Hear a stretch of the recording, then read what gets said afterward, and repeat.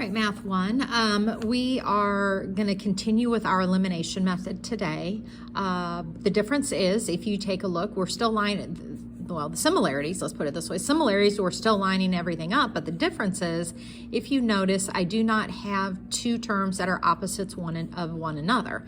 And if I look, through here, substitution would not really be a great option, just for the mere fact that if I got one of these letters by itself, I'm going to end up with fractions somewhere, which isn't the end of the world.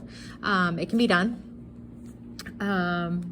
All right, so if you want to use elimination on this one, you're going to force the terms to become opposites of one another. So what I'm saying is, you can multiply both of these equations by something in order to get a positive 14x here and a negative 14x here.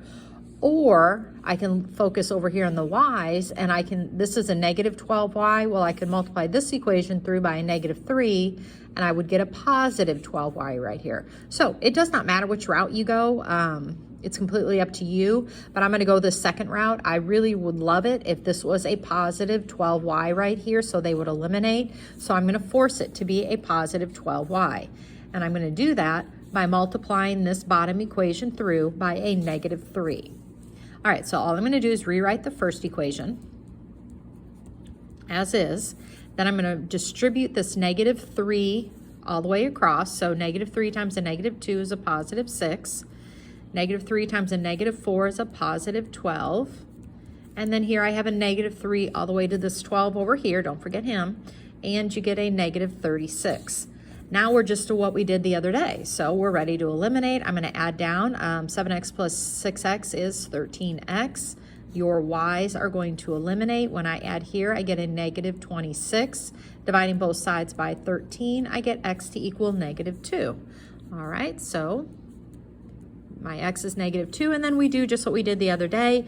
Going back to these two original equations, you're going to take negative 2, put it in for one of the x's. It does not matter which one. I'll do it in the top here again. So 7 times negative 2 gives me a negative 14.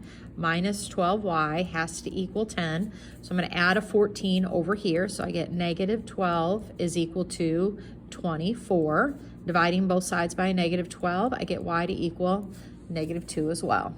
So those two lines will intersect at the point negative 2, negative 2. All right, coming over here, again, our goal is to either get the x's to be opposites or our y's to be opposites. I'm going to go for the y's again. I would really love it if this was a positive 4y right here. So in order to make that a positive 4y, I need to multiply this top equation by a 4. All right, so distributing the 4 across to everything, I'm going to get a negative 12x. 4 times y gives me a positive 4y. And 4 times negative 9 is a negative 36. I'm going to add down. That eliminates my x's. That eliminates my y's. I get a 0. And over here, they do not eliminate each other. I get a negative 12, but 0 does not equal negative 12, so that is a no solution, which just simply means that there are no ordered pair. These lines won't intersect. There's no ordered pair that will ever work in both equations. So you would just simply write no solution. All right, coming down to this one, again, I'm trying to decide, what should I do? Do I want to make this a negative 7x? Do I want to get this to be a negative 6y, so the y's would eliminate? You choose. You choose which one you want. What I'm going to do this time, I'm going to make this a negative 7x. So I need to multiply by a negative 7. So again, I'm going to rewrite this top equation. Okay, and then I'm going to distribute the negative 7 across. So I get a negative 7x plus 14y is equal to 21. Adding down, my 7s are going to eliminate. I add here, I get 20y. Here, when I take negative 1 plus 21, I get a positive 20. Dividing both sides by 20, I get my y to be a 1. All right, so 1. And again, I'm going to go back to my two original equations I had. I'm going to replace 1. I'm going to do this bottom equation. So 2 times 1 is just a 2. So I start here with my negative x. So negative x plus 2 is equal to 3. I subtract a 2 from both sides.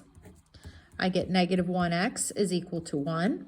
Divide both sides by that negative 1. and I get x to equal -1. All right. So that's really the gist of it. If you have any questions, let me know, and I will put your homework on Google Classroom.